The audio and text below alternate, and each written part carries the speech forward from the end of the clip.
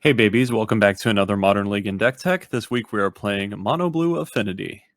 The deck we'll be playing with is on screen now and in the description below. I've been having a lot of fun playing with this deck and experimenting with different things to get with Urza's Saga since I just recently picked those up. And let's get into the deck tech. Starting off with our draw spells with 4 Thought Monitor and 4 Thought Casts. They only cost 1 blue each if our deck is doing what we want it to, and they give us our 3-for-1s and 2-for-1s that let us both snowball really early in the game and let us fight back from wraths and other interaction that our opponent has had later in the game. The other blue spells we're playing in our main deck are 2 copies of Metallic Rebuke to put the Fear of God in our opponent. For Affinity Enablers, we have 4 Ornithopter, 4 Memnite, and 4 Frogmite. And for our beatdown, we have 4 Sojourner's Companion and 2 Mirror Enforcer. Almost exactly the same card, but it's worth keeping in mind that Sojourner's Companion has artifact land cycling in case you're in a pinch. For our non-creature artifacts, we have 2 copies of Welding Jar for easy affinity and protection, 4 copies of Springleaf Drum for ramp, and 4 copies of Cranial Plating because it's an easy way to close out the game very quickly. Other artifacts we have to get with Urza's Saga are 1 copy of Ether Spellbomb because we can use it to bounce our opponent's creature or rebuy one of our Thought Monitors, 2 copies of Relic of Progenitus because it's very good against the field right now, being able to disrupt Lotus decks and also stop Living In from comboing off, and 1 copy of Shadow Spear because trample good, lifelink good. Speaking of Urza's Saga, we have 4 copies of it because it's the best artifact enabler currently in the format. For the rest of our mana base, we have 4 copies of Darksteel Citadel and 3 copies of Treasure Vault as our artifact lands that come in untapped. We have 4 Mistvault Bridge and 2 Silverbluff Bridge as tapped artifact lands that can fix our blue mana. And a single Lonely Island. In our sideboard, we have 2 Tormod's Crypts for graveyard decks, 1 Grafdigger's Cage for graveyard decks and creature toolbox, and 1 Pithing Needle for pesky activated abilities. 3 Damping Spheres for Tron, Storm, and Amulet Hate, 2 copies of Hurkyl's Recall for other artifact decks, and 1 Negate for control and combo decks. We've got 2 Dismembers for creature removal, 1 Etch Champion for mid-range and control matchups, and 2 more Metallic Rebukes in case the 2 in the main deck just weren't enough. So what do you think of the list? I'd be happy to know any changes you think I should make to it, and let's get into the game. Alright, round 1 with Mono Blue Affinity in Modern. As you can see, I finally picked up Urza's Sagas. The price had dipped a bit, and then I started to see it go up, and I panic bought a set of them. We're playing against a Lotus deck. Surprise, surprise. And I have to decide whether or not I want to keep this hand. Springleaf Drum Ornithopter is pretty good. We don't have any additional lands, which might be an issue, especially since we're leading on Urza's Saga. We're on the draw.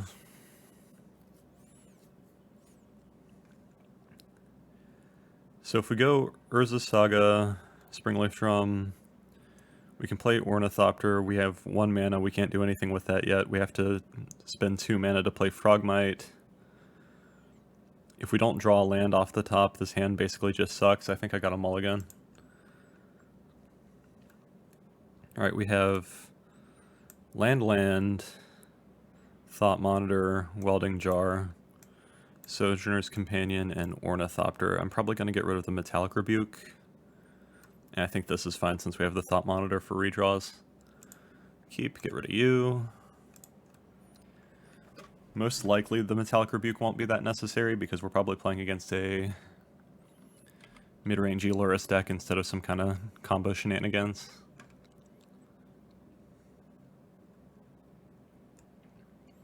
And I generally prefer to have bodies on board than counterspells in hand against Lotus decks. But we'll see what our opponent does. We didn't get Thoughtseize, that's nice. Opponent. So we draw Springleaf Drum.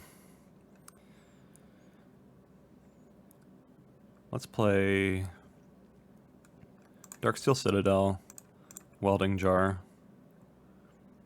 Springleaf Drum. Pass the turn. 1, 2, 3, 4, 5. So we can cast Thought Monitor next turn. I assume opponent's playing a Wishclaw Talisman deck, so something spicy. It might actually be something that I wish I had Metallic Rebuke for, because Wishclaw Talisman makes me think it's a combo deck. Yeah, there's a Wishclaw Talisman. We'll see if that kills us. We draw an island. Alright. Silverbluff Bridge, Ornithopter. Thought Monitor. If we draw a 0-drop or a Frogmite, we can play Sojourner's Companion this turn as well. We draw 2. We draw Memnite. We cast our Sojourner's Companion. And let's see if our opponent's going to kill us.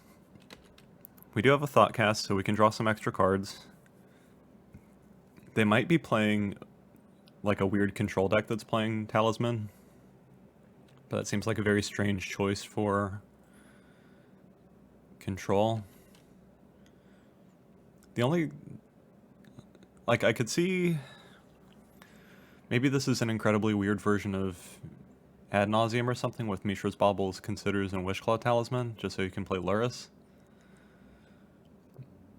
Maybe it's some kind of Storm deck with Emery.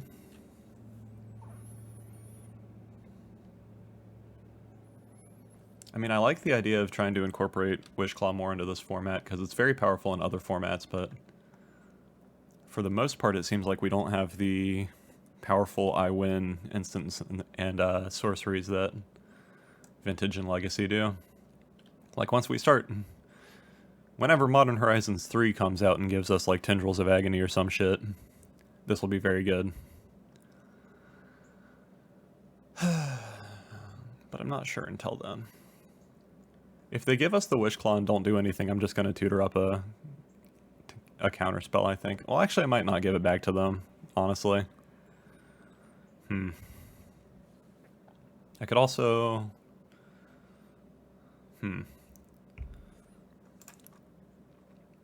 So I don't have one in the main deck, but in the sideboard I can bring in a Pithing Needle.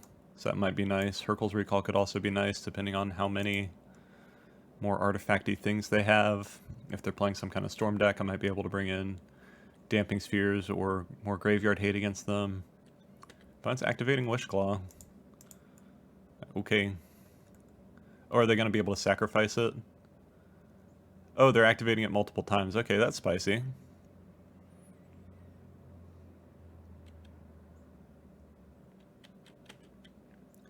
Well, if it's not going to have any more counters on it, I'm absolutely searching for a counterspell. So opponent gets to tutor twice. Actually, how much damage do I have? 1, 2, 3, 4, 5, 6. So I have 4 mana, 5, 6. Why am I counting like that? 4, 5, 6, 7.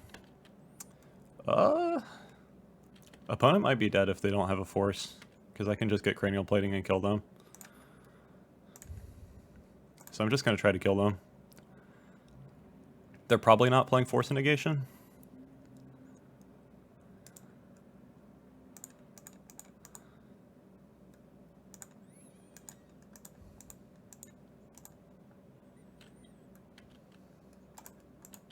Attack you. And that's why we don't play Wishclaw Talisman in Modern.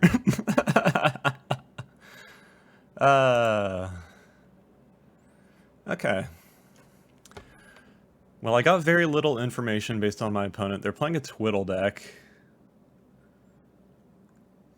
So I assume they're probably playing Lotus Fields, which makes Damping Sphere good. I'm going to bring in Negate. I'm going to bring in at least one more Metallic Rebuke. I don't know if I'm going to bring in Pithing Needle. I might. What am I cutting? Relic seems good. Shadow Spear does not seem good. Aether Spellbomb does not seem good. We can go down Mirror Enforcers. The 2 Mirror Enforcers are nice for extra beatdown redundancy, but I usually wind up siding both of them out. Is there anything else?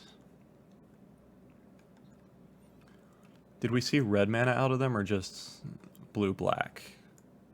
Because I could cut a Welding Jar, put in a Metallic Rebuke, cut second Welding Jar, put in Pithing Needle.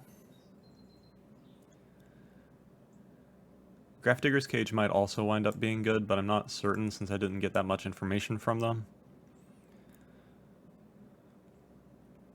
I'm pretty sure Damping Sphere is good because even if they're not playing Lotus Field, which they probably are since they're on Twiddles, it makes that just tap for 1. That's why I'm only bringing in 2 since I'm not completely certain about it though. Maybe I cut 1 Relic, bring in 1 Grafdigger's Cage since it kind of occupies a similar place. And it could be better if they're playing Emery or something. Let's try it like that. So we're bringing in double Damping Sphere, double Metallic Rebuke, a Negate, a Pithing Needle, and a Grafdigger's Cage. Urza Saga, Ornithopter, Memnite, Frogmite, Cranial Plating. I mean, we're definitely not going to get tokens out of the first Urza Saga from what we're seeing here unless we draw a Springleaf Drum. We have a pretty fast start with how many things we can play. We have a Cranial Plating, and on turn 3 we can pop a Saga and get like a hate piece depending on what we see out of them. So I think this is keepable. We'd like to draw blue mana, we'd like to draw Springleaf Drum in particular, but we'll see what happens. Metallic Rebuke, now we want blue mana even more. Ornithopter, Memnite, Frogmite. Pass the turn. Hitting 6 on my opponent's turn because there's a weird thing with improvised cards where even if you don't have the necessary mana to cast it, just if you have untapped artifacts, it will pause as if you can cast it. And I don't want to give my opponent extra information if I have the option. Opponent plays a Wishclaw Talisman. Urza Saga takes up. We draw Relic of Progenitus. We definitely play the other Urza Saga. I have to decide whether or not I want to play Cranial Plating or Relic of Progenitus here.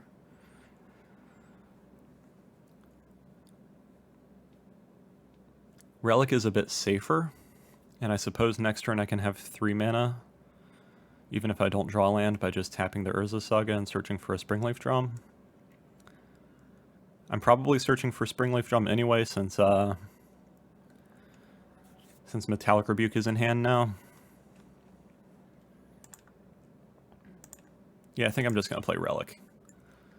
Be on the side of safety, at least for now. If my opponent doesn't activate Wishclaw Talisman and just passes, I'm probably going to search up Pithing Needle. So I get a card out of them for free. And then I make their other Wishclaws dead draws for them. But we'll see what happens. Opponent's at 16. We have 1, 2, 3, 4, 5, 6, 7, 8, 9, 10 damage we could do next turn.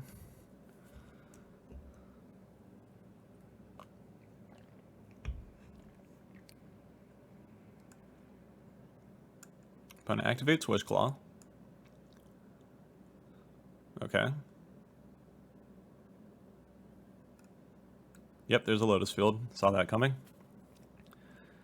Okay, so what am I thinking? Does this say only as a sorcery? No, it does not. I'm going to take Stops off. So I can activate Wishclaw, pass it back to them, pop Urza's Saga, get Pithing Needle, Wishclaw, and then use my Wishclaw activation to tutor up Damping Sphere. As long as we actually get to untap, that seems pretty good. Our opponent might be able to kill us now, though, since they're going in for the Lotus Field kill.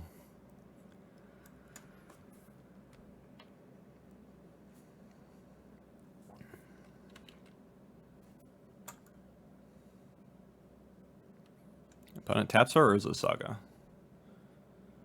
I assume this means we're dead. I'm just going to hit 6 so I can see their combo. We're definitely bringing in the other Damping Sphere now. Yeah, there's Underworld Breach. So Grafdigger's Cage was correct. I probably want additional Graveyard Hate.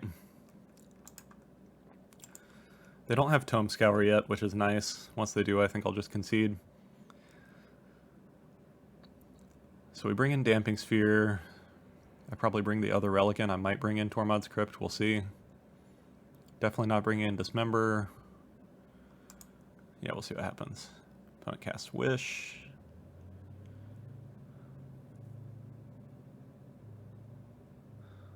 Opponent twiddles.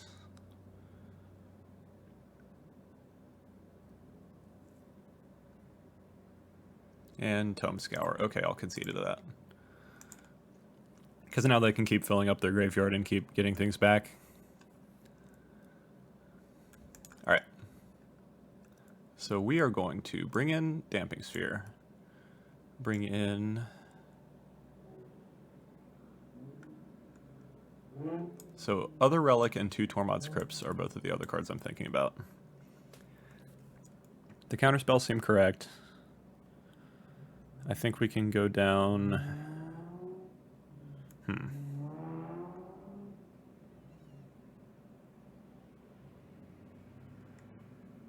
don't think I want all of that. I think I just want these.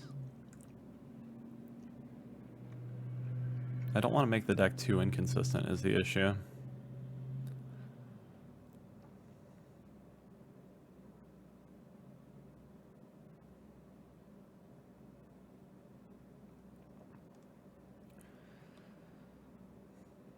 Maybe I just cut 1 Sojourner's Companion and one of the counterspells I brought in.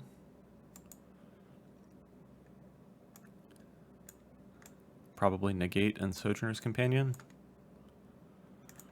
I think that seems fine. I don't really want to cut the core pieces because we still have to be able to kill our opponent pretty quickly.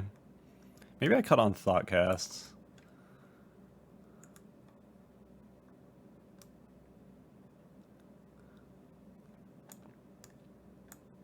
Because they don't develop our board and we want to leave our blue mana up for the counter spells.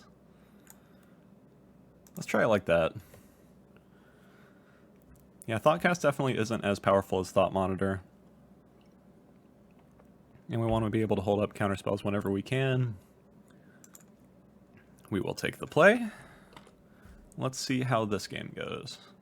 We have Damping Sphere. We don't have a second mana. We don't have blue mana. We probably got to mulligan this, unfortunately.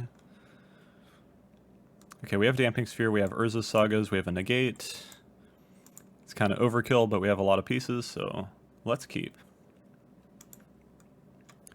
Now I have to decide what to get rid of. It's probably a land. I think I'm going to ditch one of the Urza Sagas. Yeah. Having a bunch of those is kind of overkill. Let's play Mistvault Bridge past the turn. Next turn we can play Urza Saga and then either hold up Negate or play Damping Sphere. I kind of want to play Damping Sphere after they... Definitely playing Urza Saga. I kind of want to play Damping Sphere after they have already played a Lotus Field, if I have the option. But I'm definitely not going to play it next turn because I want to activate Urza's Saga. So let's go for Damping Sphere now. See if they have a counterspell. They definitely could. They do not. Alright, well that is lock piece number 1. We saw Echoing Truth, so they can remove these, but they're going to have at least a little bit of difficulty with that because of the Negate. Opponent plays Wishclaw Talisman. That's fine. We draw Sojourner's Companion. Urza Saga ticks up.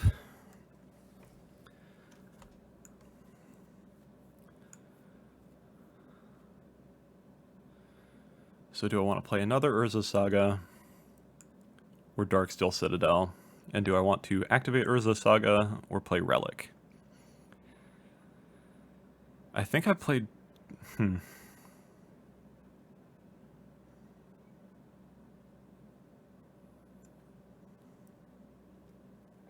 I get more boys if I don't play Urza Saga here.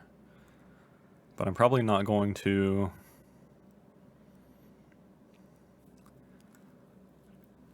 I'm probably not going to activate this Urza Saga on my main phase anyway because I want to hold up Negate.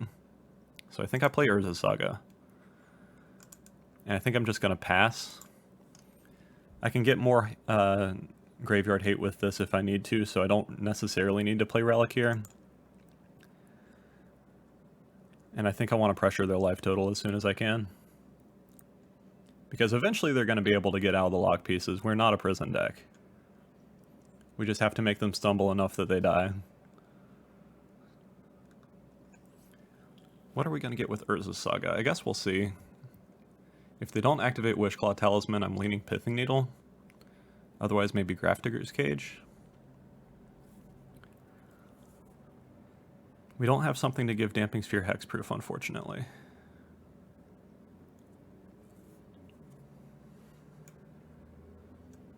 Opponent activates Wishclaw Talisman. Okay. I assume they have some kind of bullshit to do this turn if they're passing us the Wishclaw.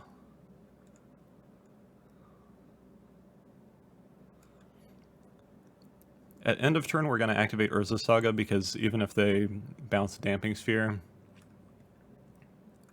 Alright.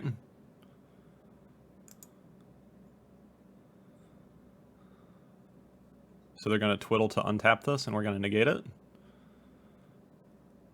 Well, actually, it doesn't even matter because they can untap it, and Damping Sphere just makes it tap for a colorless. I'm a little confused.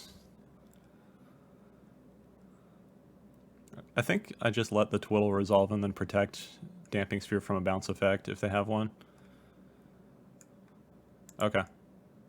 So their next spell casts one more. They only have 1 mana. So I think they're just fucked. They probably didn't realize that it was going to make their land tap for just a colorless. Hooray for Pioneer training me how to play against Lotus Field with exactly this kind of deck. My opponent has no idea how many times I've played mono blue Affinity style decks versus Lotus Field combo decks. It was like the only thing in the meta for an extremely long time.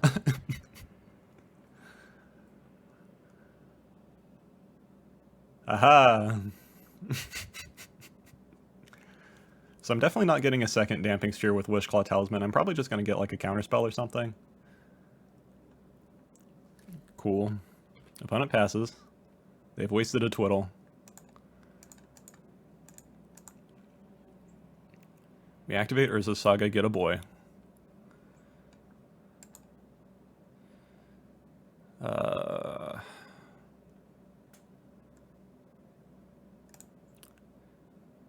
Tap you for a mana. Activate Wishclaw Talisman. Getting... I guess just another counterspell, right? Yeah, get a Metallic Rebuke. Urza Saga pops. Get... Pithing Needle. Needle Wishclaw Talisman.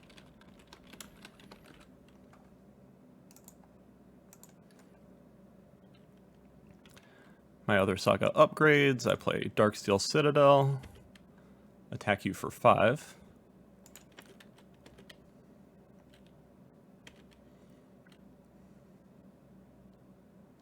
Pass the turn. See if our opponent can do anything, I kind of doubt it. Opponent's at 12, they have another land, so they do have blue mana this turn. We have double counterspell they have to fight through. Opponent plays Void Snare. No.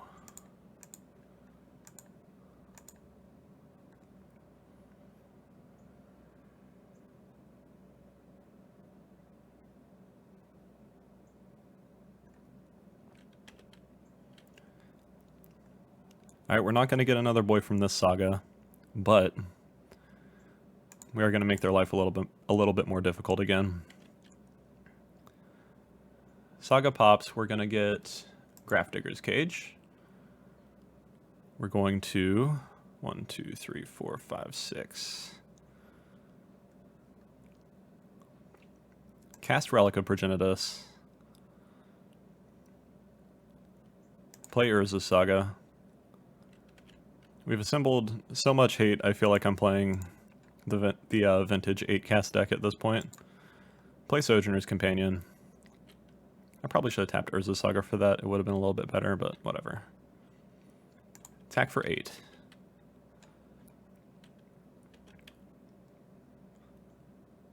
Alright, opponent's got one turn and they have to fight through a negate for it, and also all of these. So I'm feeling very confident. Alright, cool. We are 1-0, and I'll see you in the next one.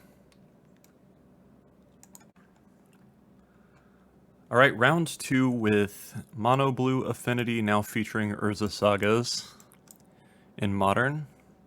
Our opponent's on the play. We have 3 lands: Relic, Sojourner's Mirror Enforcer, Metallic Rebuke. Our opponent's not playing a companion. This isn't the fastest hand in the world, but it does have a bunch of Urza Sagas, and those are kind of just the best card. So I'm kind of tempted to keep it. We're definitely playing Relic on turn 1, unless we draw like Mistvault Bridge. But I'm wondering if we lead on Darksteel Citadel or Urza Saga. Let's keep it. See what we draw for turn. It could go either way. If we draw a low mana creature, I'll probably lead on Saga so I can get Springleaf Drum with it on turn 3. And if not, I'll probably get Darksteel Citadel so I can get more Saga tokens over the course of the game.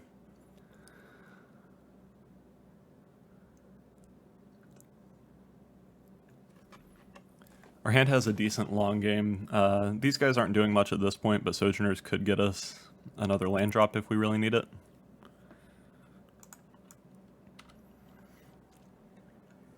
I could see one line of play being like turn 1, Darksteel Citadel Relic, turn 2, Urza Saga, at the end of opponent's turn, Artifact Land Cycle, Sojourner's Companion. Botanical Sanctum. Botanical Sanctum and pass makes me think probably Living End,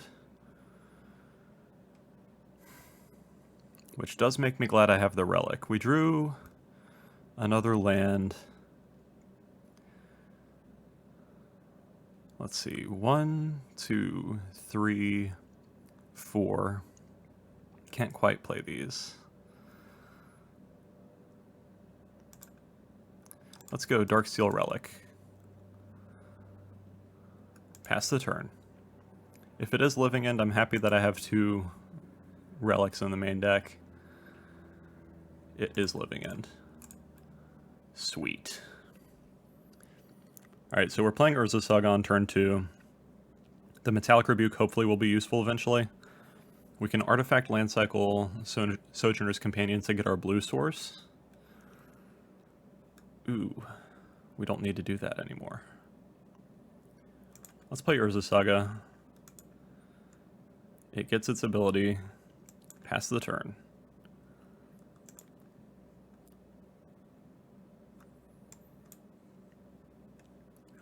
One, two, three, 4. The first relic is going to be hard for them to fight through. The second relic should be unbeatable. I don't think I want to Artifact Land Cycle here, since I already have these.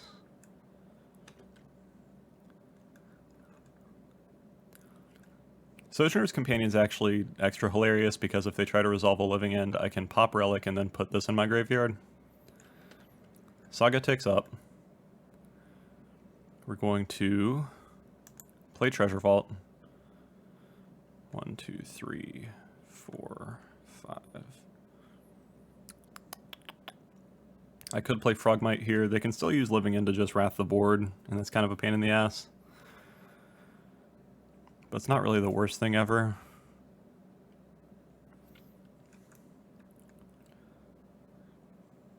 But it also takes us off of blue mana if they wrath. I think I just pass.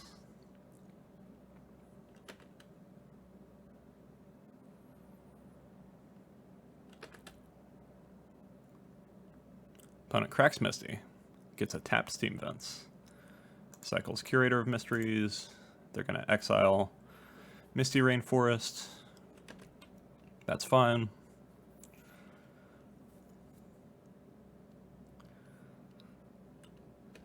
Cycles Curator of Mysteries. That's fine. Yeah, getting the second Relic of Progenitus should just do it for us here. We can't really safely tap Saga, unfortunately. So let's untap. Activate relic targeting you.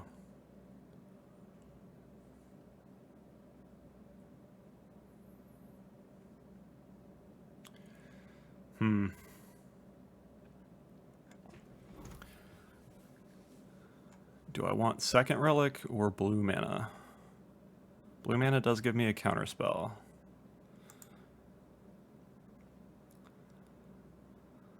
Let's tap Urza Saga for a mana. Not worry about the construct token right now. Play it safe.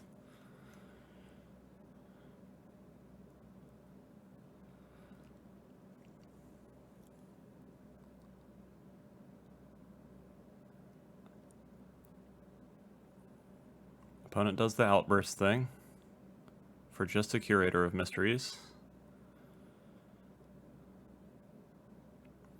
Honestly, if it's just for a Curator of Mysteries, I don't care that much, I don't think.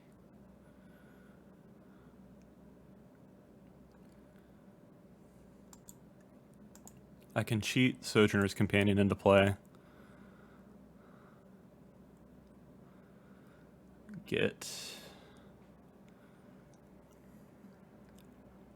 I guess I get a blue source with it.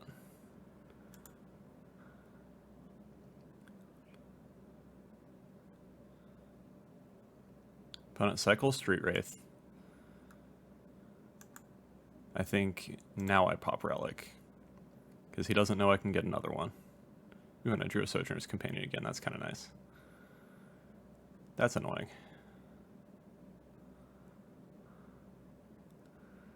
Let's get...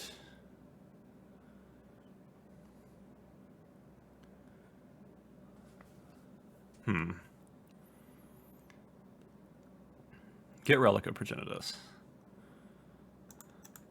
Target you. I'm not that scared of just the 6/5 right now, or the 5/5, I suppose. 1, 2, 3, 4, 5, 6.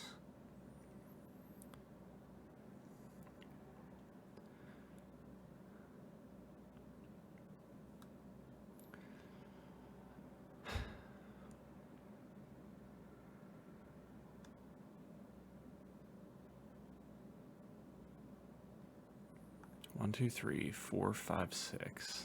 So if I want to play these, I have to use mana for it, and I don't particularly want to right now. I think I'm just going to play Mistvault Bridge and pass the turn.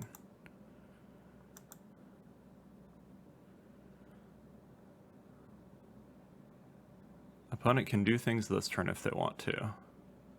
They cast Grief, that's fine.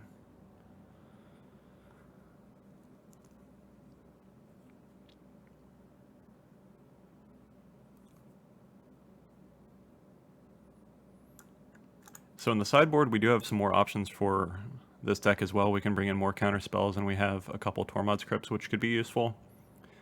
Grafdigger's Cage, unfortunately, isn't going to do anything for us. But we'll see what happens. Opponent puts Sojourner's Companion in our graveyard, that's fine. Hits us for 5. We drew a Mimnite. Let's play Urza Saga. Let's exile a card from your graveyard. Play an Ornithopter. Play an Ornithopter. Play a Mimnite. Play a Frogmite. Play a Mirror Enforcer. Pass the turn. Alright, we did the thing. We have a counterspell that they know about, and we have a relic. Them just casting their creatures does get their creatures into play, but it's probably, I assume it's not fast enough to kill us, because we're going to start getting construct tokens, and then I'm probably going to get Shadow Spear.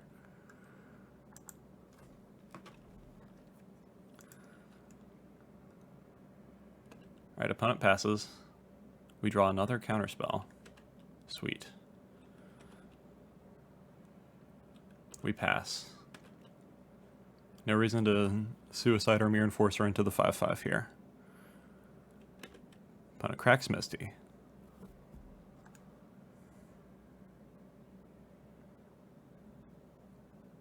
Opponent plays Striped Riverwinder. Let's make you exile a card. Counter that. Blue. 1. 1. I think we're in a good spot now since our opponent's tapped out this turn. Because we get to make a construct. The construct is big as shit. We draw a Springleaf Drum. Do I want another construct or do I want lifelink?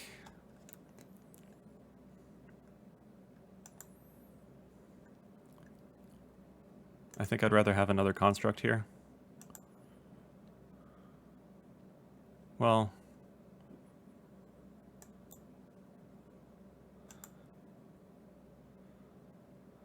I'd rather have a lifelink and some more mana up, I think. Get Shadow Spear.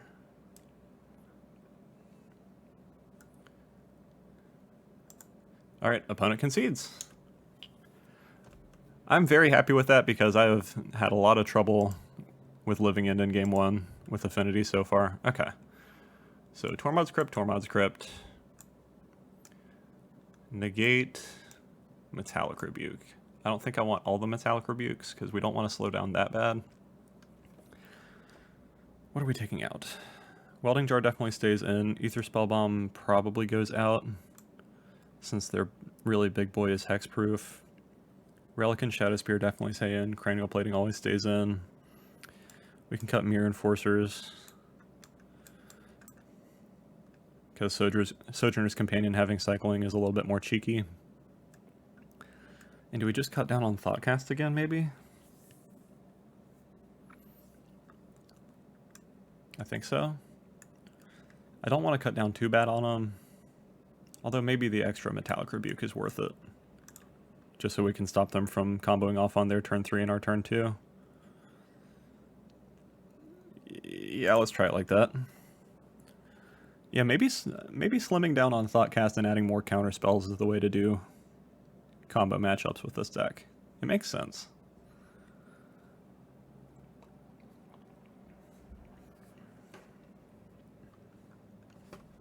Tapping out for Divinations isn't necessarily the best when your opponent can play an instant that kills you. Alright, we have a bunch of hate. We have an Urza Saga, 2 tapped lands, unfortunately. We'll see what our opponent does on their turn 1. I think we're definitely going to keep this. They can grief us, and they can also possibly counter things. We'll keep. Opponent also kept 7, Cycle Street Wraith. Plays Botanical Sanctum. We draw Springleaf Drum. Interesting. Let's cast Tormod's Crypt. Play Mistfall Bridge. Pass the turn. I want to be able to get a boy, or at least threaten getting a boy out of Urza Saga, so that's why I'm waiting on it. Opponent cycles Curator of Mysteries. That's fine.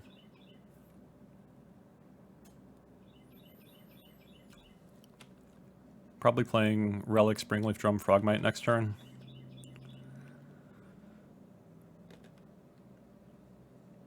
Second Springleaf Drum, interesting.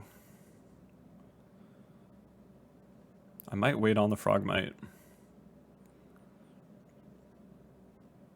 I think I definitely want to play Urza Saga here. Start applying pressure and eventually tutor out another thing. Play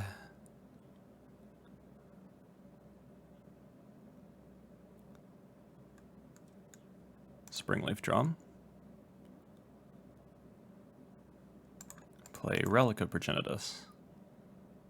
Does it resolve? It does. Eat a card. Opponent cycles Waker of Waves. That's fine.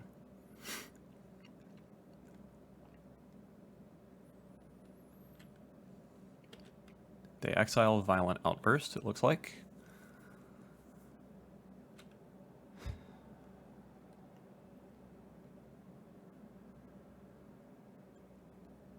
Do I want to play Frogmite here?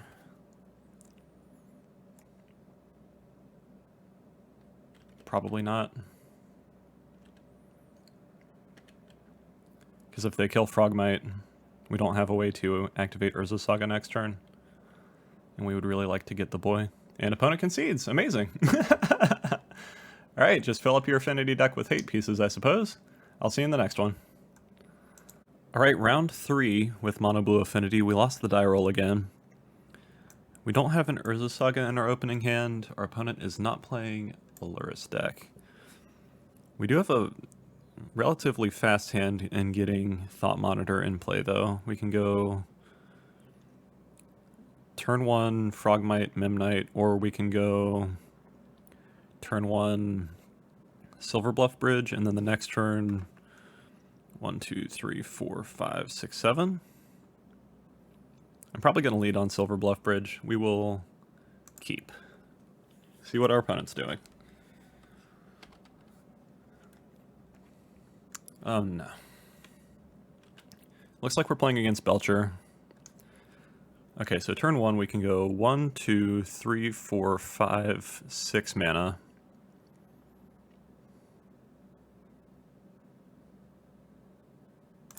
Let's still do the same thing. Silver Bluff pass. I don't want to get our Memnite Spike Field hazarded or something. Opponent plays another tap land. We have a couple counter spells, so we can interact with them in the main deck. We have to find them, though, is the issue.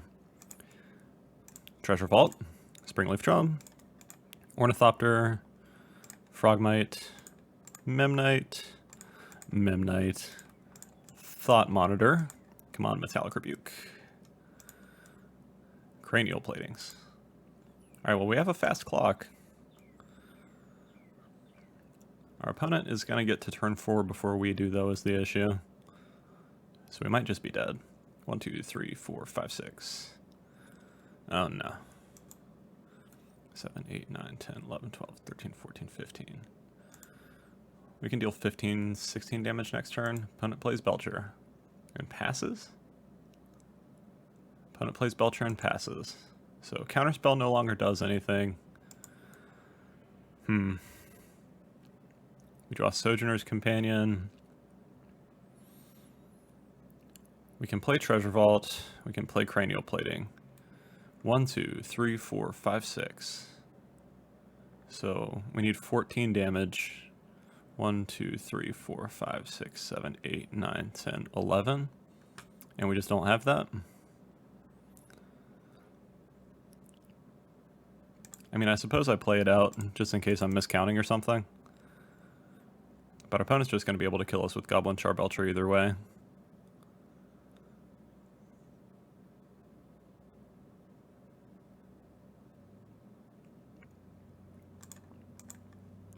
And it's not like they don't know that we're playing Cranial Platings and Sojourner's Companions in Affinity.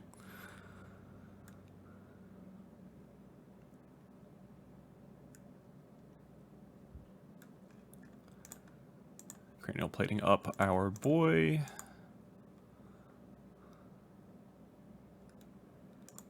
And hit our opponent for a nominal amount of damage. Unfortunately. I'm going to let them activate Char Belcher because I want to see what all's in their deck in case they're playing anything spicy. But we'll see. Yep. They are playing main deck Pact of Negation. They're playing 2 of those. They're playing main deck Blood Moon. 1. Looks like just 1 Blood Moon. Alright, let's see what we can do. We want the counter spells. We want Pithing Needle. We probably want Damping Spheres. They can play around it, but we will see. We're going to keep in Welding Jars. We're going to cut Shadow Spear, cut Relic, cut Ether Spell Bomb, cut Mirror Enforcer, cut Mirror Enforcer, add 2 Damping Spheres. Recall can do something against Belcher. It can make them pick it up, but it's not that useful compared to Damping Sphere making all their rituals not do anything. I don't think I'm going to bring in the 3rd sphere just because it doesn't do quite that much. And I don't want to slow us down too bad. Let's try it like that. Bringing in 3 counterspells, Pithing Needle, and 2 Damping Spheres. Needle does mean that we can get... It means that Urza Saga can get either Needle or Welding Jar, which could both be useful. We'll take the play. We can't play our Cranial Plating since we don't have enough mana, so I think I got to mulligan this. Alright, we have Welding Jar, Damping Sphere, which we can protect with Welding Jar or Negate. This seems keepable. And I think I want both the lands. I think I want Welding Jar, Negate. So I think I get rid of Memnite, maybe?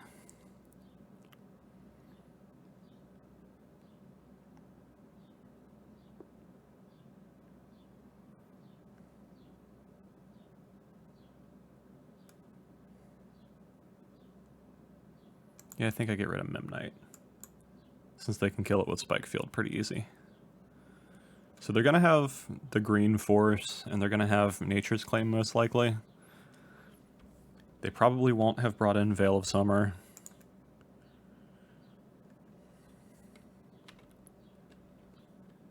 Let's pass.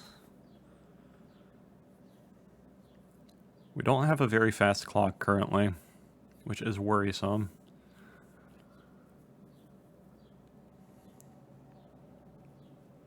But we have a lot of disruption. Opponent plays Balagad Sanctuary and passes. We draw Treasure Vault.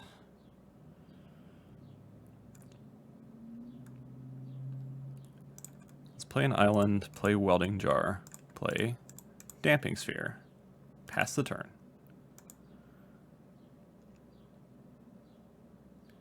So we have protection from Damping Sphere this turn, and then we can untap and we can negate something. Frogmite costs 0 mana once we play Treasure Vault. So that's nice. Opponent plays Strike It Rich. We don't have anything to do to that. It looks like they might just be playing the cast Belcher and pass plan again. Cast Frogmite for free. Pass the turn. Hopefully our opponent doesn't think we're signaling counterspells, but it's kind of hard to assume that they don't think that.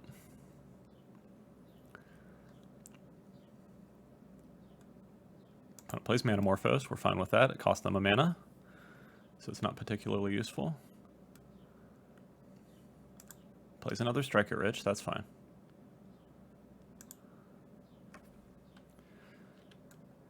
If we draw Cranial Plating, I'd be very happy about that. Thoughtcast is pretty good too. Let's play Thoughtcast. Sojourner's Companion, Spirebluff Bridge. 1, 2, 3, 4, 5, 6. We can't quite play we can't quite play Sojourners and also hold up Counterspell. So I think I'm going to play Spirebluff, or Silverbluff rather. Hit our opponent with Frogmite. Play the bridge. Pass the turn.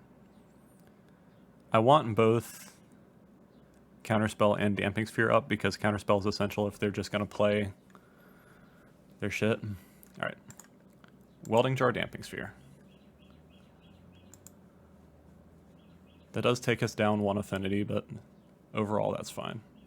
Them caring about Damping Sphere makes me think that they weren't necessarily planning on just playing Belcher this turn. Damping Sphere is really good against their gigantic combo turns. Okay, they do have Belcher. We will negate it. They're back down to just 2 mana, so that's good news for us. Do they have Pact? Hopefully not. Sweet, opponent concedes. Okay. That was a bit of an early concession since we didn't really have a clock on them, but I mean, I'll take it. Do we want to change anything?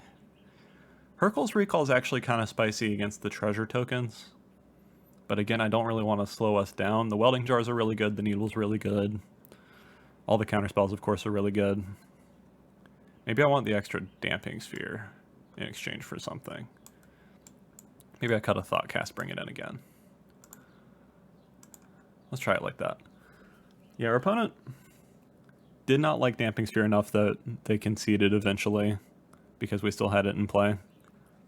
There's the Damping Sphere. I mean, I'm pretty happy with this hand. We have Welding Jar, Damping Sphere again. We have a little bit of a clock and we have a Thought Cast. Let's keep it.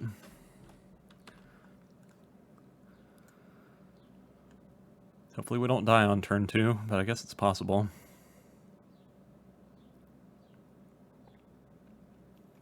Do I lead on Bridge or Citadel? I guess Bridge. There's not really a point in Citadel. Play Mistfall Bridge, pass the turn.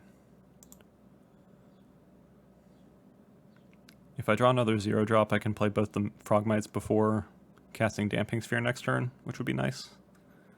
Just to get our opponent on a clock. Opponent goes down to 17, cast Manamorphose. They might be trying for something this turn. Hopefully we're not dead. That'd be very sad. We are not dead. We draw Cranial Plating. Interesting.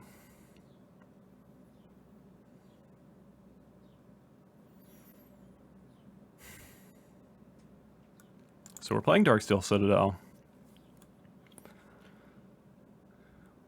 I'm pretty sure we just have to get Damping Sphere into play this turn, because otherwise we don't have any disruption going on, and our opponent can probably kill us either next turn or the turn after that without disruption. So let's go Welding Jar, Damping Sphere, pass the turn. It looks like our opponent doesn't have a force since they didn't have a stop set.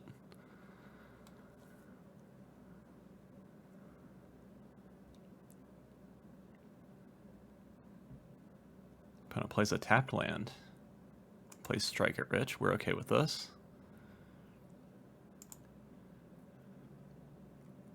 So our opponent could play Belcher and pass, and that's the next thing we're scared of.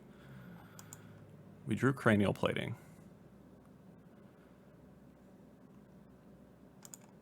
Let's cast a Cranial Plating since it doesn't have Affinity. It doesn't quite synergize the way we want it to. Cast a Frogmite. Cast a Frogmite. Cast a Thought Cast. Now we have counterspells. So as long as our opponent doesn't play Belcher this turn, we're going to have a lot of interaction.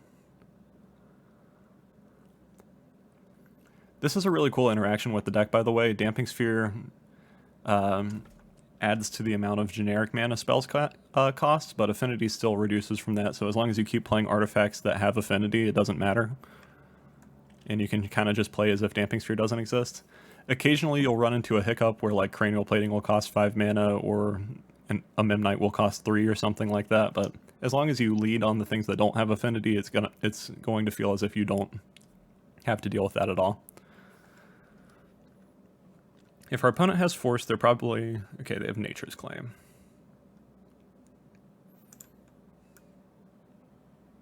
We will protect it. I assume they have more artifact removal. They do not. At least not right now. 1, 2, 3, 4, 5, 6, 7, 8, 9, 10, 11. Opponent has a Belcher. That's scary.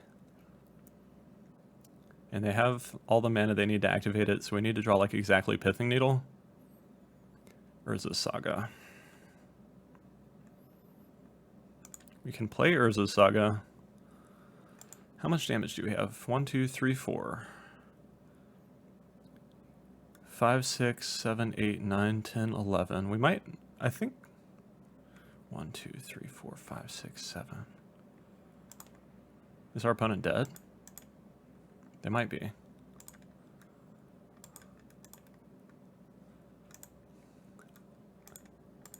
Our opponent's dead. Oh my god. All right. Playing against all the combo decks, doing great so far. See you in the next one. Round 4 with Mono Blue Affinity, we finally won a die roll. Our opponent's playing a Yorion deck, it looks like, by the size. Yep. We have a couple Thoughtcast effects, some light disruption. Probably pretty good against whatever Yorion pile our opponent's playing. We will keep. All the 2 and 3 for 1s are the best cards that we can have against most of the Yorion mid-rangey or control decks. Opponent's mulliganing a bunch, all the way down to 5 so far. I'm not going to complain about that. So far, we're on an amazing hot streak. Play Silver Bluff. Pass the turn.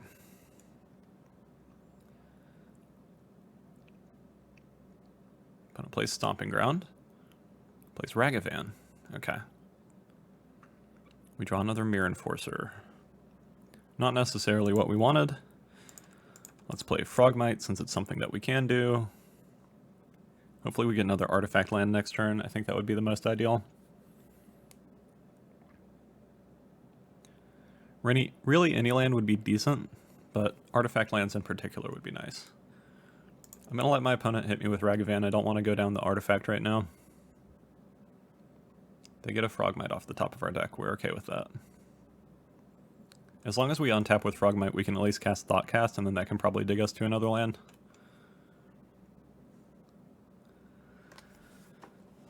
Opponent plays Flooded Strand. Shocks in Hollowed Fountain. Plays Teferi Time Raveler. That's annoying. I assume that's going to bounce Frogmite. Might be one of our lands, though. Bounces Frogmite. We drew Memnite. That's nice. So we still kind of get to do the thing since we drew a 0-drop.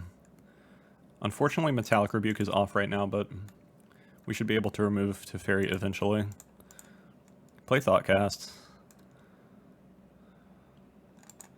Play another Memnite since it can block Ragavan or threaten Teferi. Pass the turn.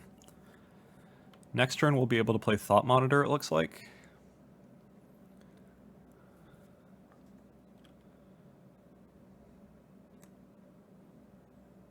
I do think I want to get my opponent off of Ragavan now. I'm okay with waiting on Thought Monitor to stop Ragavan ramp. Let's go to combat.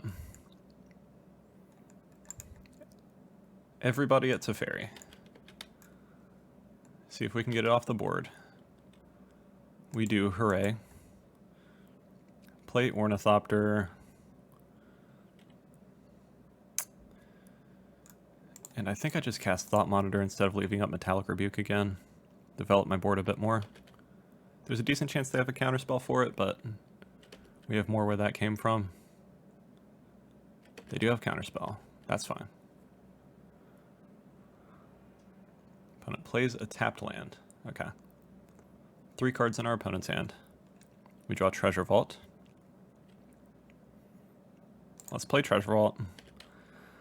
Attack our opponent for a bunch. So our opponent does not have double white right now, which makes me think it's Mirror Enforcer time.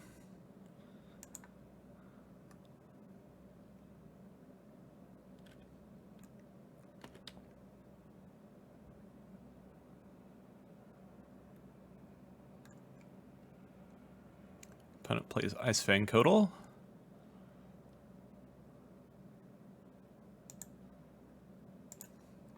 I think that's worth countering, since it's essentially a removal spell that draws our opponent a card.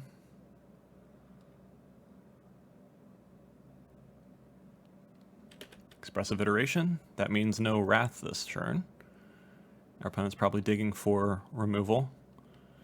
They can remove Memnite pretty easy, but we're still threatening to damage after they do that.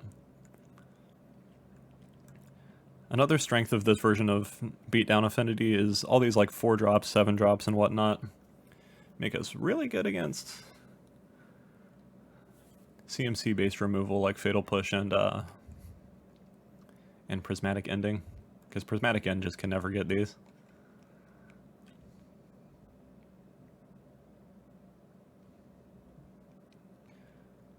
Opponent can Unholy Heat one of our Mirror Enforcers. Opponent concedes anyway. Okay. Because they don't have red mana.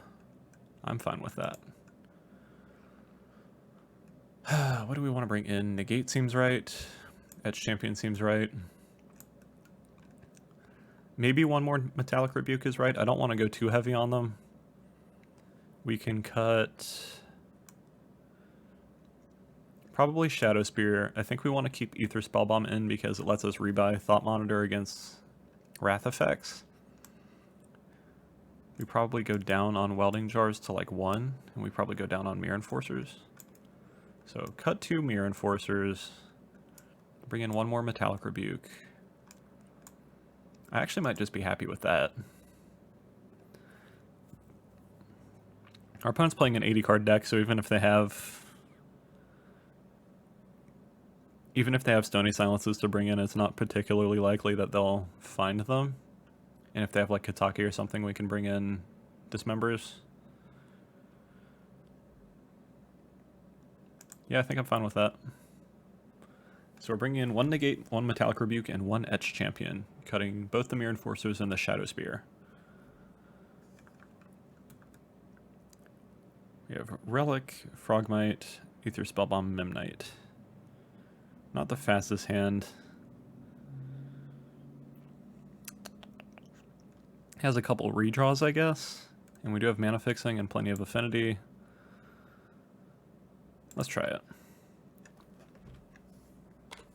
Now that I think about it, Relic is probably a safe thing to side out against them too.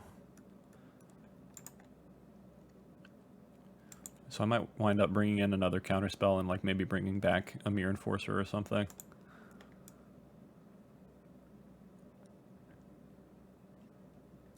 I think I just want to go Bridge Pass. So if we draw counterspells or a Thought Cast, I can play it.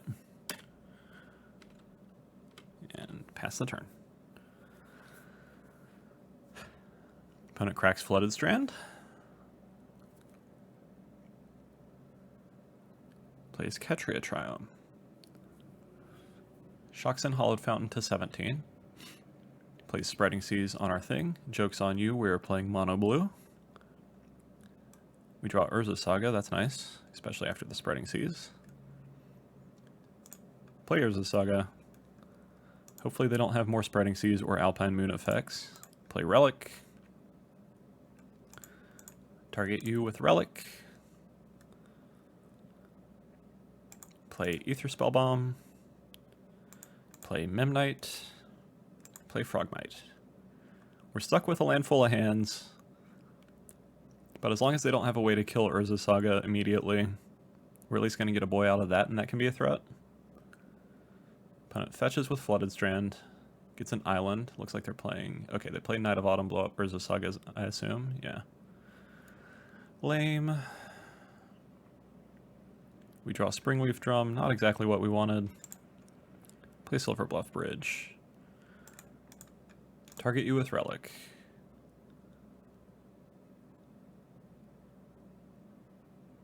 Go to combat.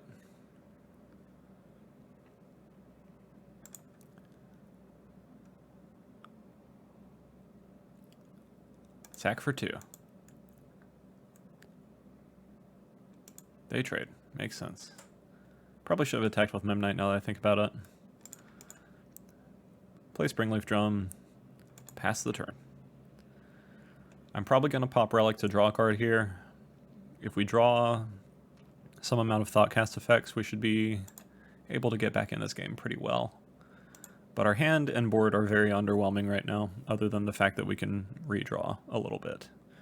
Getting Night of Autumn off the board is nice because at least they can't rebuy that with Yorion at this point. Do I want to pop Relic or Aether Spellbomb? They probably have Eternal Witness and or Renin 6 in their deck, so Relic is probably kind of good against them. Aether Spellbomb is good if we draw... Okay, well, we're popping Aether Spellbomb since they're making us. We get a 2-for-1 out of this, getting rid of a Prismatic Ending at least, so that's nice. We draw Thoughtcast, that's a good draw. Hopefully they don't have a counterspell for it. Let's Thoughtcast. We draw Frogmite Ornithopter. Play Darksteel Citadel. Cast Frogmite. I'll leave the Ornithopter in my hand for now. Target you with Relic. Attack you for 1.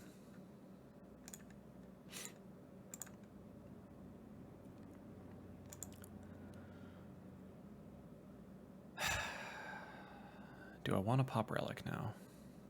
I'll probably wait. I might do it at the end of their turn. Opponent bolts our Frogmite.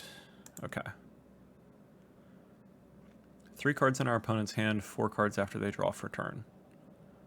So as long as we start drawing action, we are kind of running them out of action at least. They're going to be able to put Yorion in their hand. They play Omnath. That's fucking obnoxious. Not happy that they drew Omnath. They probably already had it, to be honest, though.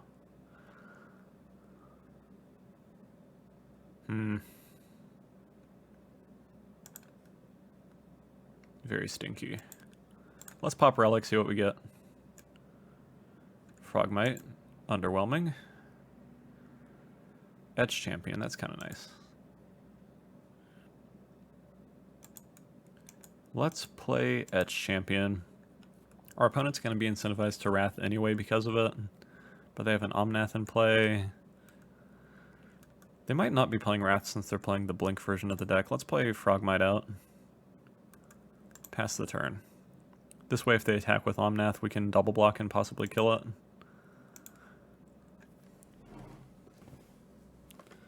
Opponent untaps. Looks like Expressive Iteration. Yep.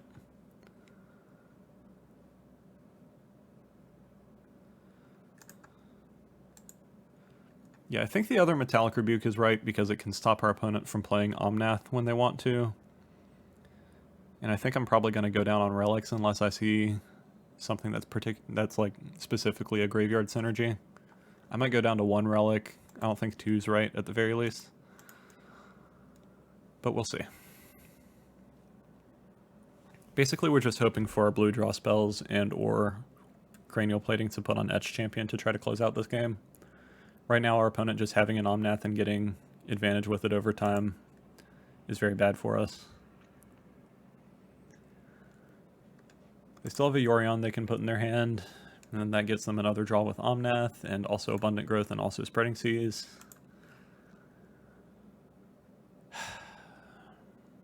What else do they have? Fury, Jesus God. Well, at least they can't target Etch Champion.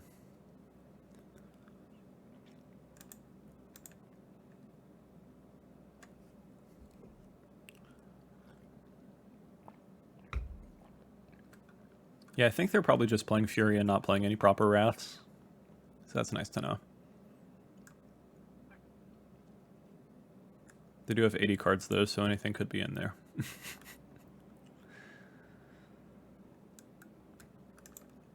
If they don't have actual factual Wrath, they might not have a way to deal with Etch Champion.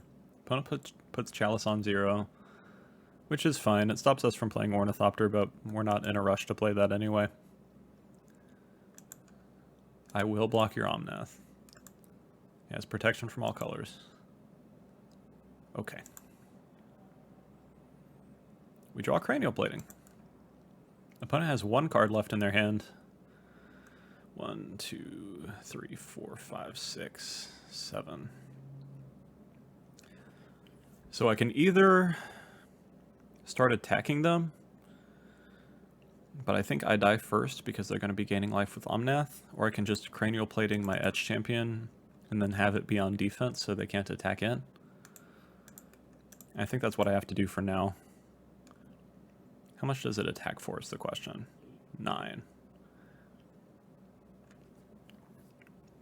Yeah, it's not quite enough, since they're likely to gain 4 life again with Omnath. Eladomri's Call, that's probably going to get another way to blow up Cranial Plating, if I assume. Eternal Witness. So Eternal Witness gets back Eladomri's Call or Prismatic Ending. Yeah. So Relic is kind of useful, but not incredibly useful. I mean, I'm still going to wait until they've actually killed me because we have enough draw card effects that we can randomly get back in games, especially when they go long like this. And we've only seen 1 Thoughtcast, which gives me hope. Opponent's going to attack us for 10. We're going to block 6 of it by blocking Fury. Opponent has 1 card in hand and a Yorion. The Yorion is very scary with all the things they have currently. We draw. Urza's Saga. Might as well play it. Pass the turn.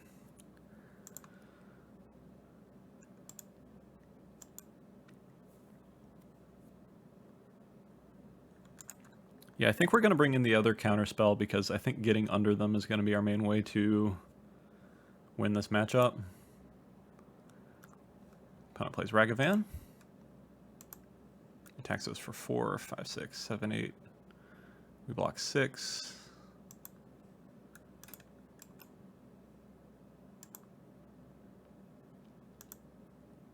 Hilariously, we kind of want Shadow Spear, and I took that out.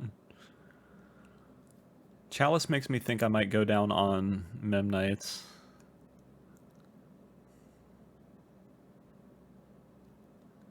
I don't want to cut too many of my 0 drops, but if they're...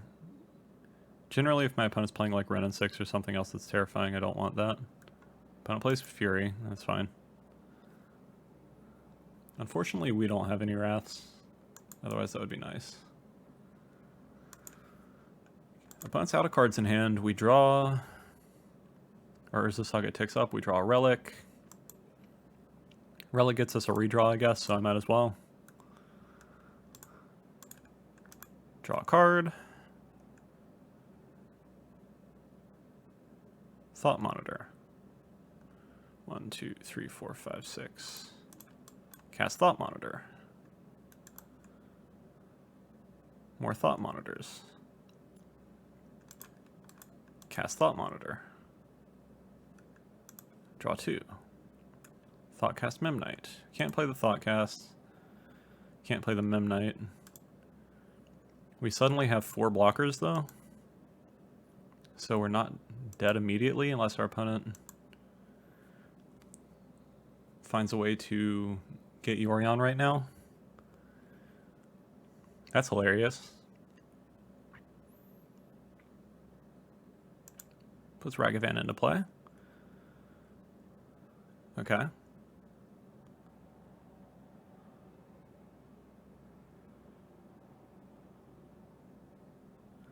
Yeah, I wish I had lifelink. This kind of sucks that I can't get Shadow Spear.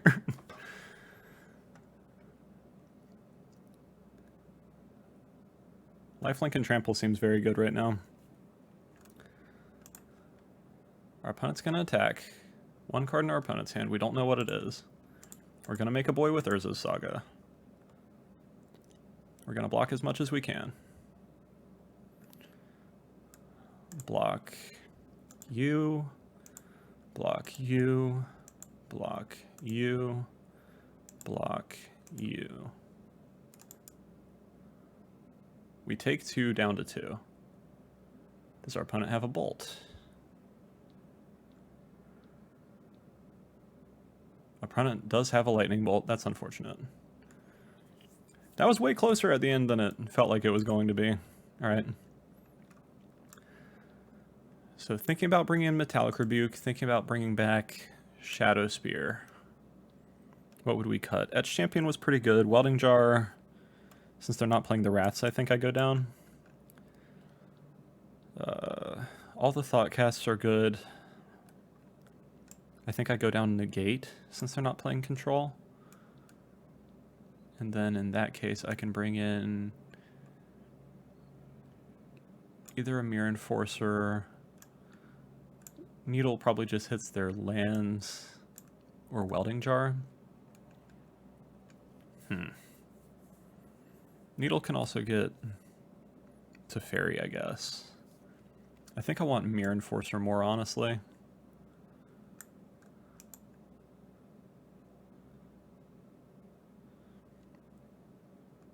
That way we have both the relics still, since they were kind of relevant. We have an Ether Spell Bomb. We have 4 Metallic Rebukes, which could stop Yorion or Omnath.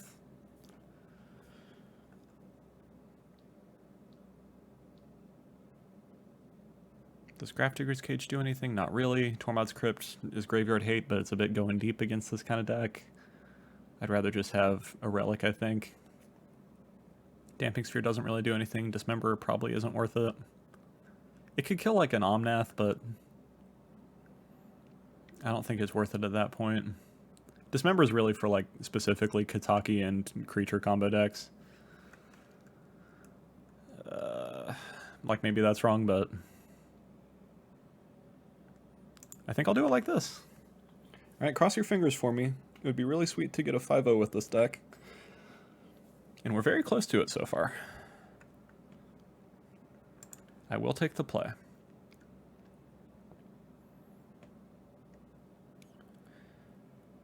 Cranial plating, only one land.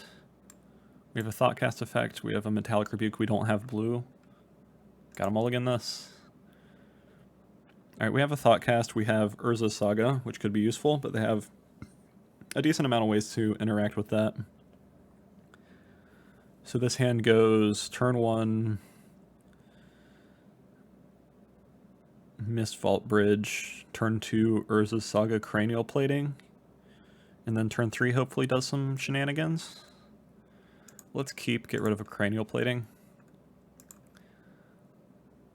because we want a creature to equip the Cranial Plating to, and we want 3 lands for Urza Saga, of course. Alright, let's play Mist Vault Bridge, pass the turn. Hopefully this will get us there.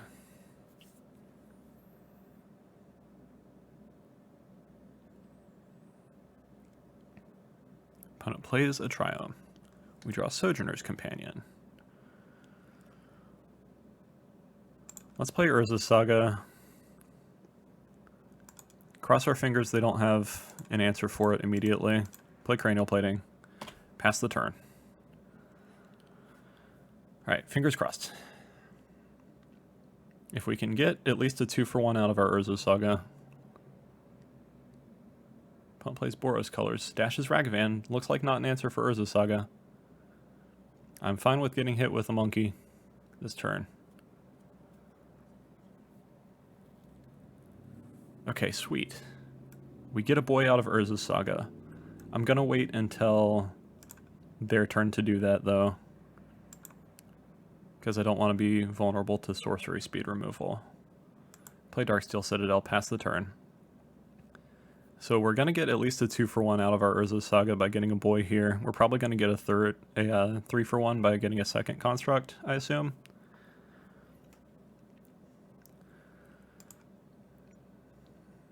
We will see, we will see. I'm not entirely certain what I would search for with the Saga trigger, because I was mostly assuming that they would have an answer for it. They already had blue mana. They have Night of Autumn. I assume they're going to target Urza Saga, but we are going to get a boy. Yep. So they got a 2-for-1 with Night of Autumn, but we got a construct with Urza Saga, and we can make it very large with Cranial Plating. They could have Solitude, so that's worth considering at least. Our opponent's thinking about playing something with the treasure token. They might be thinking about playing Ragavan out. They might be thinking about removing our construct now. They ephemerate. Ugh. That's obnoxious. That means they can take out Cranial Plating too. Oy. Let's Thoughtcast. See what's in there. Interesting. Play Relic of Progenitus. I assume they're going to blow up Cranial Plating. So I'm going to play Frogmite here, because we have another Cranial Plating we can play. And we might also be able to play Sojourner's Companions.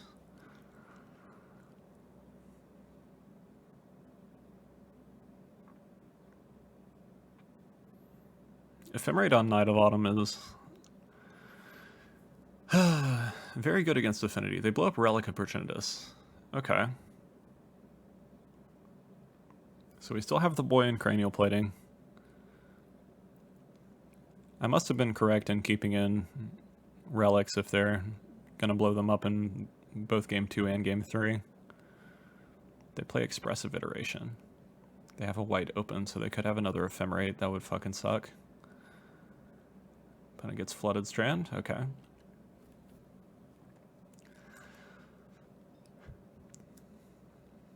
Opponent has 6 cards in hand. Jesus. So Frogmite gets just blocked by Night of Autumn even if they don't have removal for it. Let's play Darksteel Citadel. 1, 2, 3, 4, 5, 6. Alright, play Cranial Plating. Play a couple free boys.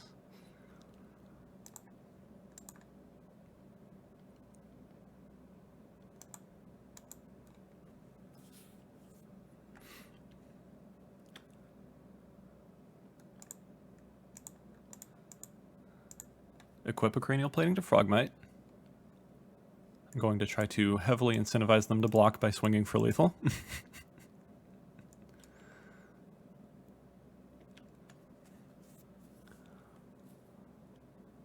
Looks like our opponent has a removal spell. Gets a Temple Garden. Plays Eladamri's Call. That could get a Solitude. Yep, gets a Solitude. I mean, they let us resolve apparently both the Cranial Platings. So we're going to gain a shit ton of life. And they're not ephemerating the Solitude, at least too. Alright.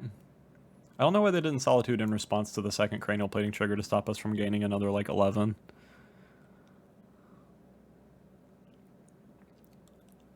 And now we just kind of... Okay, opponent has Eternal Witness, Ephemerate going on now. So we kind of just have to pray that we get a chain of Thoughtcast effects to try to close the game out, because they can Ephemerate Night of Autumn. We draw Urza's Saga. So they could block and Ephemerate. That's really annoying.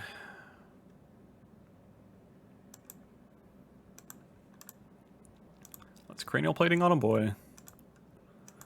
Cranial Plating on a boy. Go to combat.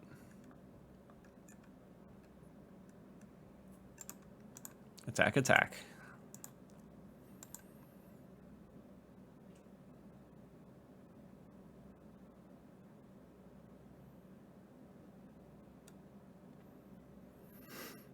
So I can force them to Ephemerate here. I'm not going to.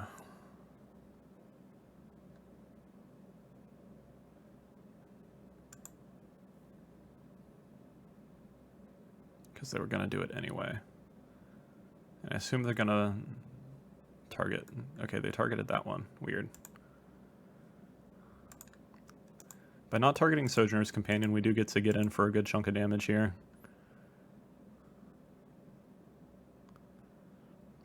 And then we can play Urza's Saga, and they're going to Ephemerate their Eternal Witness, and they're probably going to... They're at 3. We play Urza's Saga, so they can Ephemerate on their Eternal Witness, pick up Ephemerate again, and then they can blow up one more thing with Night of Autumn, but we might be able to get in for damage again. I assume they're going to blow up Saga before we get any tokens out of it.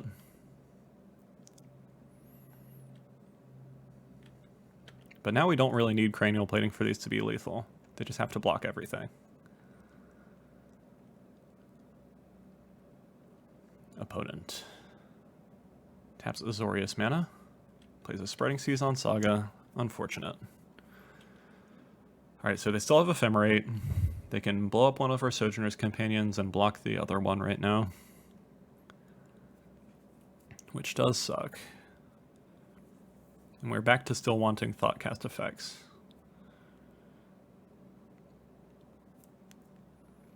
Our opponent's very low on life total, so we might be able to squeak it out of here, but the Ephemerate Eternal Witness thing is very strong. Because they can just keep getting free value each turn, on top of drawing whatever cards they draw.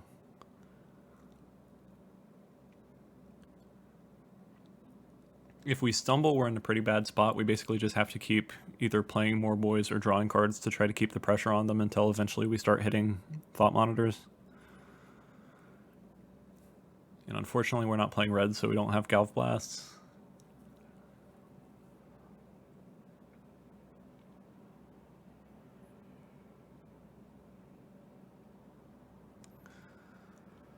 Opponent's in the tank, which is a good sign for us at least. If we draw a counterspell here, I'll be more than pleased about it. We draw a Treasure Vault. That's not a counterspell. Might as well leave it in hand. Attack, attack. So opponent has to block Ephemerate and kill something. Blocks there. Blocks there. So they're going to let us kill something? Oh, they're... They're still just going to ephemerate this one and then pop something with it.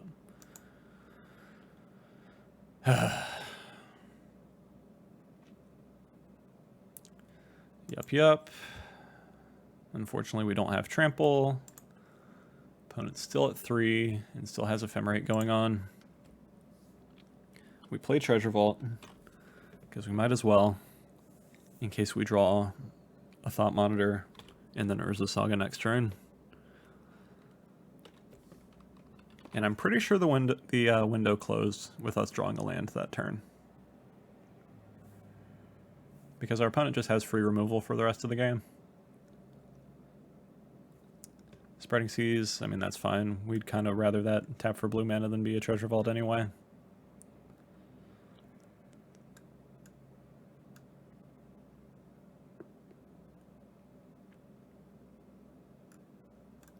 Opponent ephemerates. Yup.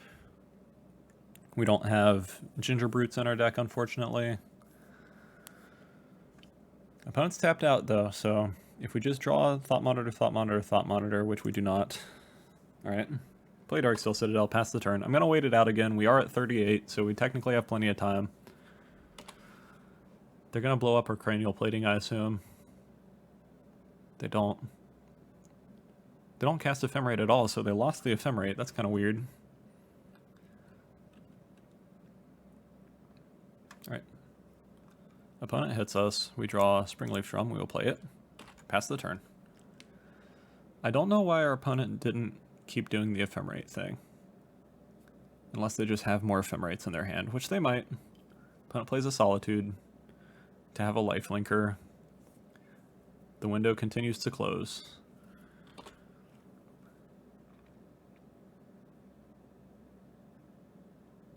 Opponent gains some life, we lose some life.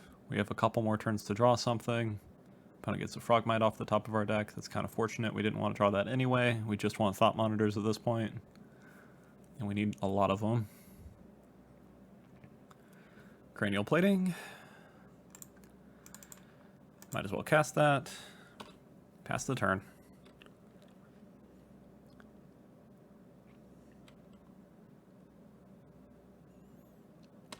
We can get hit this turn, and then we have to draw something,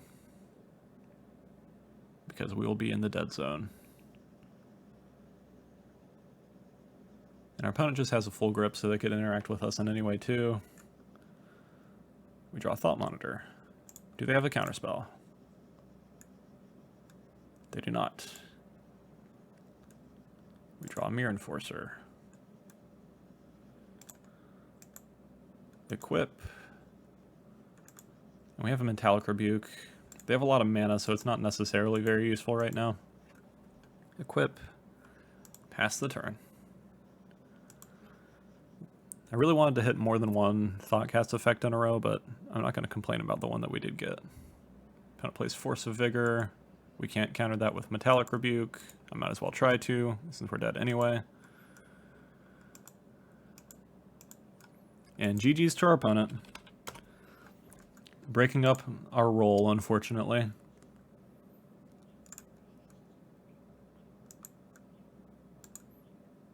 And I will see you in round 5. Alright, round 5 with Mono Blue Affinity. We won the die roll. We have a decent hand. Other than that, we don't have blue mana. So I think we got a mulligan, unfortunately. Because the strength of this hand is basically the blue cards. And we can't guarantee that we're going to have blue mana or Springleaf Drum particularly quickly. Yeah, let's mulligan. And that doesn't have any lands in it. Opponent mulligans to 6 as well, at least. Our opponent is not playing a companion also. Alright, let's mulligan to 5. And we're definitely keeping this. So Misfault Bridge, Urza Saga, Thought Monitor, all those are staying. Probably going to keep one Relic of Progenitus and one Frogmite and get rid of the other 2. Our opponent also mulligan to 5. I wonder if they are playing a relatively normal deck and are just getting screwed over by draws, or if they're playing like Tron or something. Alright. Let's keep this. I'm just going to leave on a tapped Misfault Bridge and passing, so that we could possibly get tokens out of Urza Saga if we draw any lands. Misfault Bridge. Go.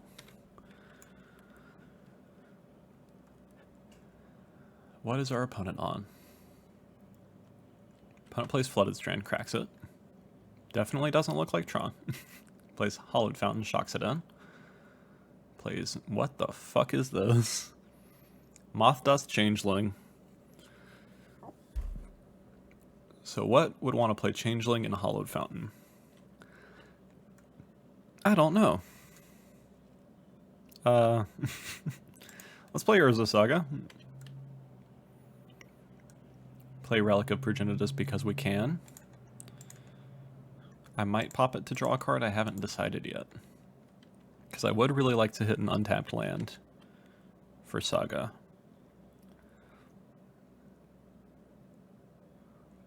So our opponent is playing a Changelings deck. I remember this from when Modern Horizons, the first one, came out. That is kind of spooky.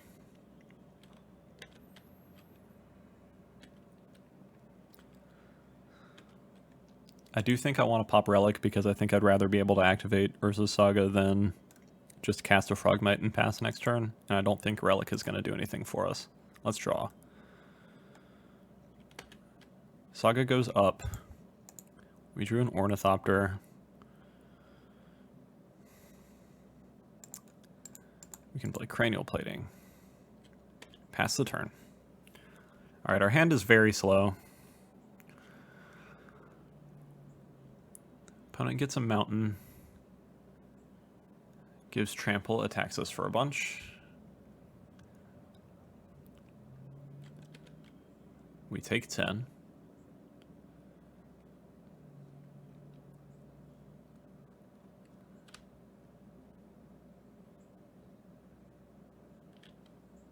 Plays another Moth Dust Changeling. Okay. Tappers the Saga for mana. Go looking. So I can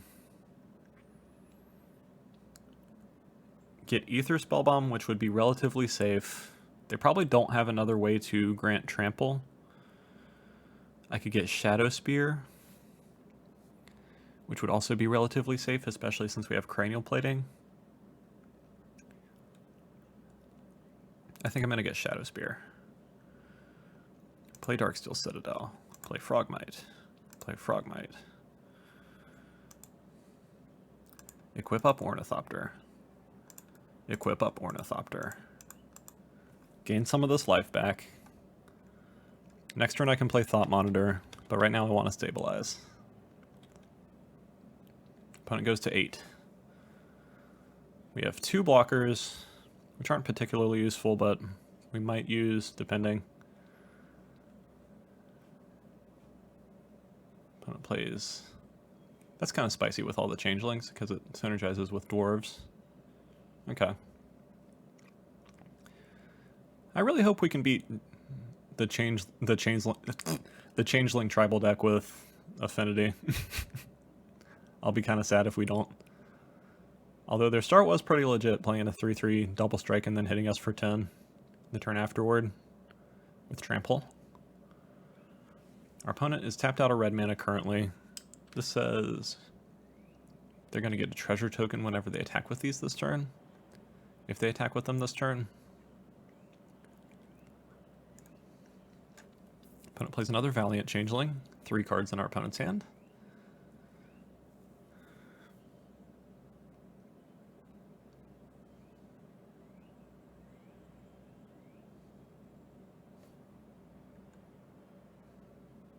That's pretty spicy too. They can use it to tap at any point to keep playing things.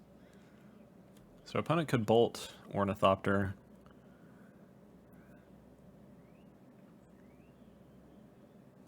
Or is it just until? Hold on. Until end of your next turn. So if they don't bolt Ornithopter this turn, we'll know that we're safe. We need to draw an untapped land if we want to equip both Cranial Plating and Shadow Spear to a Frogmite and attack with it. Opponent has another Fire Giant's Fury. That's kind of obnoxious.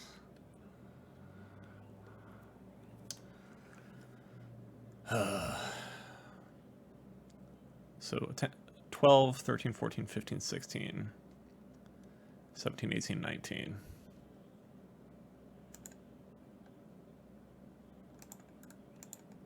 Got a double block here. I think our opponent's getting game 1 since they had another one of these.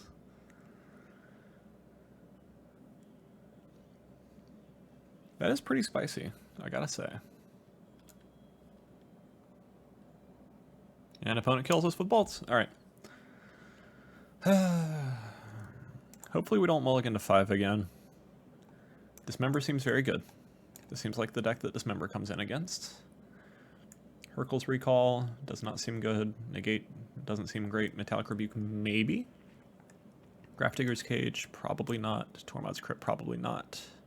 Pithing Needle, maybe. Etch Champion, maybe. Metallic Rebukes, maybe. Damping Sphere, probably not. Okay. We like Ether Spellbomb. I don't think I like Relic because I didn't see any graveyard shenanigans. Shadow Spear was great. Welding Jar, there's a decent chance they're going to bring in Artifact Destruction. But I think Metallic Rebuke is very useful. I don't want to go down too bad on other things though, so I might cut one Mirror Enforcer.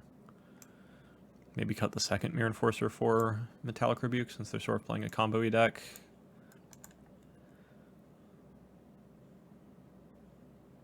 Try it like that. Dismember hits their double strike guy, which is probably the most useful thing for us to hit with it. We will take the play. We have... I'd really like to have a second land in this hand so we could cycle Sojourner's Companion. Or play Cranial Plating. I think I have to mulligan because we basically just have play both Memnites and then counter something. Oh my god. This is the mulligan-iest of matches that I've played so far. Alright, we're gonna keep this. We're definitely keeping Mistvault Bridge. I'm probably keeping Springleaf Drum Memnite. And I think I want... Do I want Memnite Springleaf Drum or do I want Thought Monitor Dismember? I might want both the lands.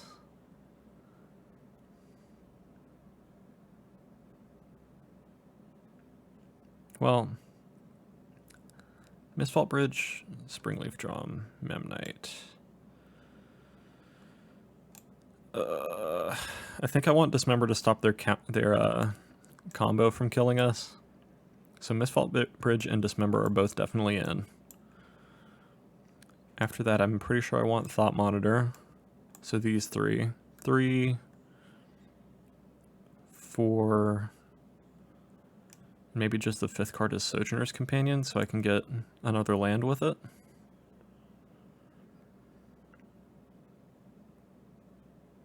I feel like it's decently likely that we're going to get another land anyway, so I might just keep Springleaf Drum instead. Alright, let's do it like that. Hope for the best. Play Mistvault Bridge. Pass the turn. If we draw another Memnite or an Ornithopter, Springleaf Drum can make mana and get Thought Monitor down fairly quickly. So that's decent at least. If our opponent plays the double strike guy, I'm absolutely just going to dismember the shit out of that immediately.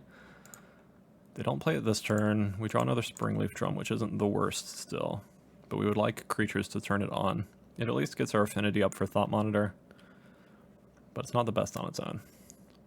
Opponent plays Magda. Gets a treasure token, that's fine. We draw Shadow Spear. Is it worth dismembering just this? They don't have double white for the dude yet. They have 1 white off of the treasure token. It's probably worth dismembering this and just paying some life.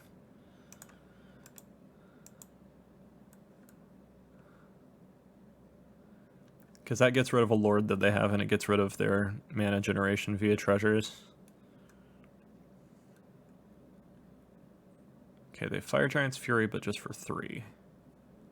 I'm okay with that. They have another one that's kind of obnoxious again.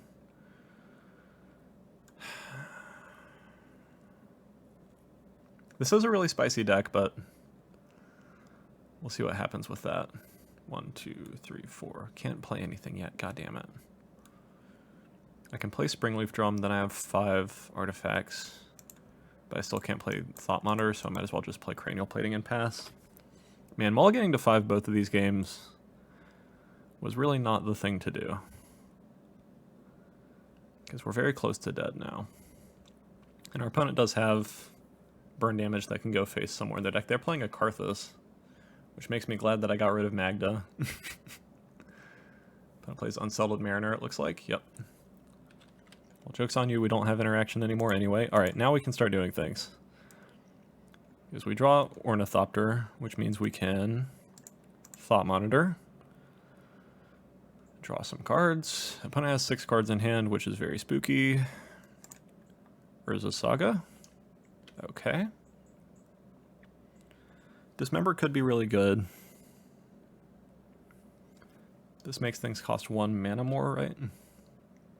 Yeah.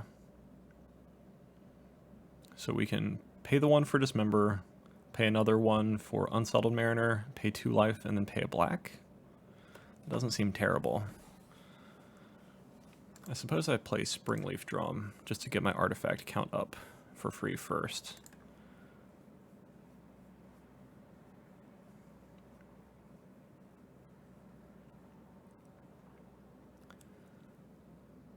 I assume they just have removal, otherwise I would put Shadow Spear on something. But we'll see what happens. Their deck is really just a mystery to me at this point. Since they could be playing anything. Yeah, they have a Lightning Bolt. Let's make a mana. This is a sorcery, so if they want to play another Fire Giant's Fury in main phase 1, we'll have a black mana for Dismember.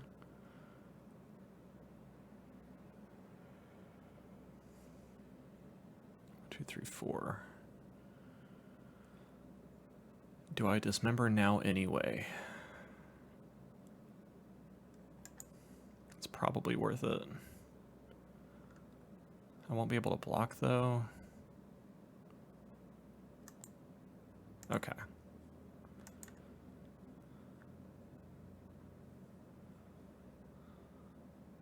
Opponent goes to combat. Attacks for 2. We will not block. If our opponent lets us attack with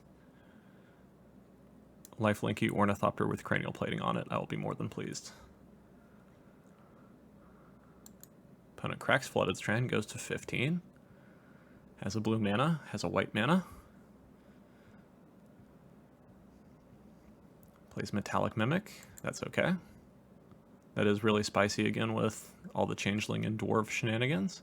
So it's kind of a Dwarves deck, but hilariously the best Dwarves happen to be Changelings, other than this one. This deck is really sweet though. Opponent plays Blood Moon. That's going to kill Urza's Saga. Let's tap Mistvault Bridge for a black. Okay. Urza Saga down. Cranial Plating up Ornithopter. Now we can Shadow Spear up Ornithopter too.